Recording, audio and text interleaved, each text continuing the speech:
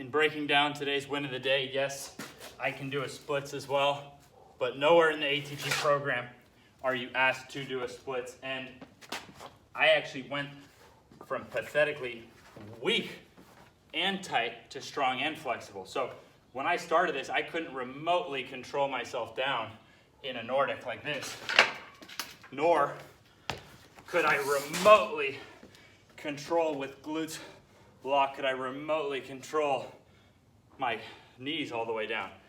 So the ATG system, in learning from me, it's like learning business from the brokest guy ever, who now is a pretty good business going. I'm not the world's best athlete, but by traditional standards, I am quite a freak athlete now.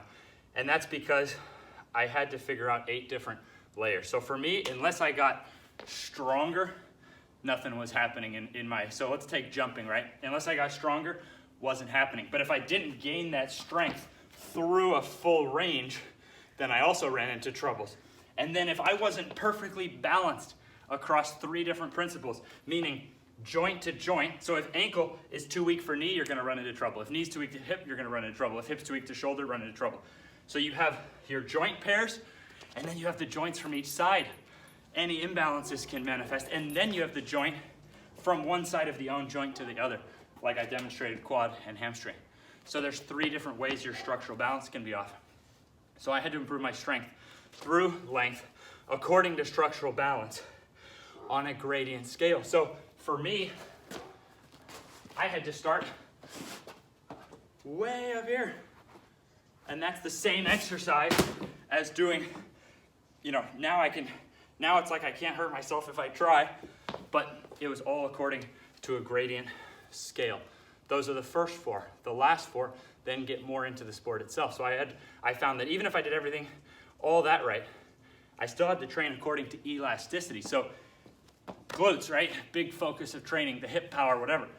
Yeah, you can get world-class hip power, but did you know that your gluteal tendons are tiny and weak compared to your Achilles tendon, which is the biggest, thickest, strongest tendon in the human body? So unless you actually train according to elasticity, you can hit the same weight room numbers as someone, and you're not going to be the next Michael Jordan or Usain Bolt, because you're actually still missing out on a key component of your body, understanding that your muscles and tendons are inversely proportionate. Biggest muscles, smallest tendons. Bigger muscles, bigger tendons, bigger muscles than your calves, smaller muscles than your glutes, smaller tendons. Do you see what I'm saying? Smallest muscles, smallest tendons, biggest tendons. Then those 5 factors now are going to be affected by technique. So then I study the technique, so whatever your sport you're in.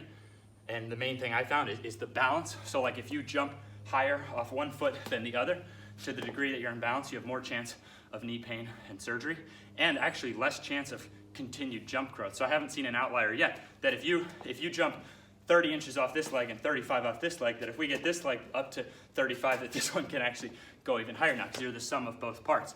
And people are missing this out in track and field, but did you also know that no triple jump, long jump, high jump world records, these all stand from the 90s?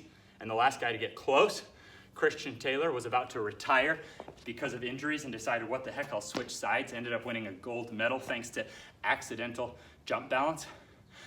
And finally, it's affected by intention, number 7. There's a study done on 2 sprinting groups.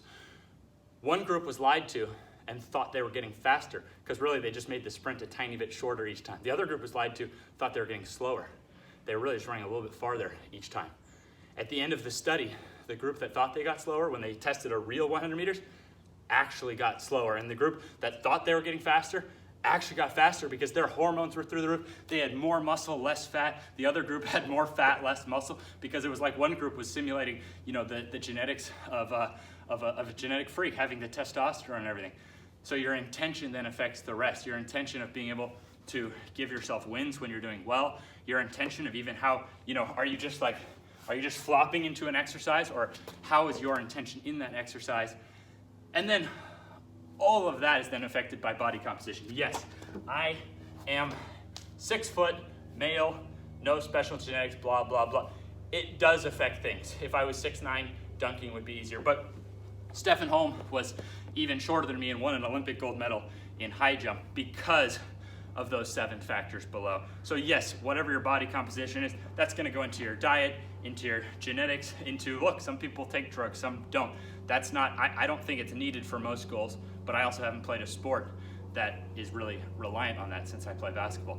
My point is that body composition does affect all the rest. Whatever's happening, I mean, obviously body composition, if you were born with a genetic defect or something, you can't necessarily achieve the same athleticism as somebody else. So by understanding these 8 though, you can see what you can do about it. You can make sure that your training is perfect. So like here's an example, right? I wanna jump higher. Okay, well, the shoulders, the upper body only represents exactly 15% of the training volume in knee ability dense strength. So I'm getting 85% ankle, knee, core, perfectly balanced, yada, yada, yada, yada, yada. And then about 15% is in the upper body. I'm just using science. So this is a microcosm of how I went from lifetime best, 19-inch vertical, chronic knee pain, 3 surgical alterations, thinking I would never go anywhere, to college scholarships, pro contracts, and now having over a 40-inch vertical, and I'm just getting started.